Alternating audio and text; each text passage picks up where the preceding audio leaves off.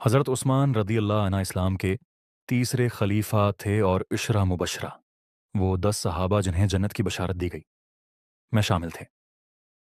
آپ کی شخصیت اور خدمات اسلام کی تاریخ میں نمایاں مقام رکھتی ہیں۔ پیدائش اور خاندان حضرت عثمان رضی اللہ عنہ کی پیدائش حضور اکرم کی ولادت کے 6 سال بعد مکہ مکرمہ میں ہوئی۔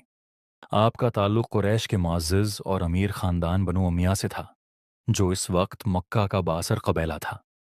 الغنی کا خطاب آپ کو اپنی بے پناہ سخاوت اور دولت کو اللہ کی راہ میں خرچ کرنے کی وجہ سے الغنی بہت زیادہ سخاوت کرنے والے کا لقب دیا گیا۔ دین اسلام قبول کرنا آپ نے حضرت ابوبکر صدیق رضی اللہ عنہ کی دعوت پر ابتدائی دنوں میں ہی اسلام قبول کر لیا تھا۔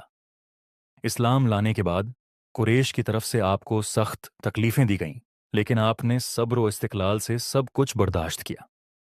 زوال نورین کا خطاب آپ کو زوال نورین، دو نوروں والے، کہا جاتا ہے، کیونکہ آپ نے رسول اکرم کی 2 صاحبزادیوں سے نکاح فرمایا، پہلے حضرت رقیہ رضی اللہ عنہا سے اور ان کے وصال کے بعد حضرت ام کلثوم رضی اللہ عنہا سے نکاح کیا۔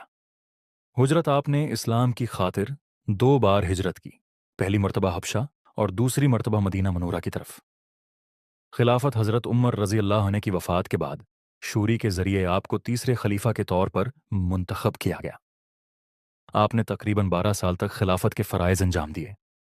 اہم کارنامے: 1، تدوین قرآن۔ آپ کا سب سے بڑا کارنامہ قرآن مجید کو ایک مستند اور یکساں نسخے میں جمع کرنا تھا اور اسے پوری اسلامی سلطنت میں نافذ کیا۔ آج پوری امت مسلمہ اسی مصحف عثمانی پر متفق ہے۔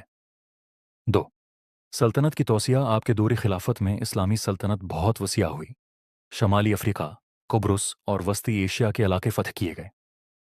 3، بحری افواج کی بنیاد آپ نے مسلمانوں کی پہلی بحری فوج نیوی قائم کی، جس سے اسلامی طاقت سمندری حدود تک پہنچ گئی۔ شہادت آپ کے دور کے آخری حصے میں فتنہ و فساد برپا ہوا۔ امن قائم رکھنے کے لیے آپ نے اپنے دفاع میں جنگ کی اجازت نہیں دی۔ آخرکار 35 ہجری میں قرآن مجید کی تلاوت کرتے ہوئے آپ کو شہید کر دیا گیا۔ خلاصہ: حضرت عثمان رضی اللہ عنہ کی زندگی سخاوت، حیا، صبر اور اسلام کے لیے بے مثال قربانیوں کی روشن مثال ہے۔ آپ کی خدمات ہمیشہ تاریخ اسلام میں سنہری حروف سے لکھی جائیں گی۔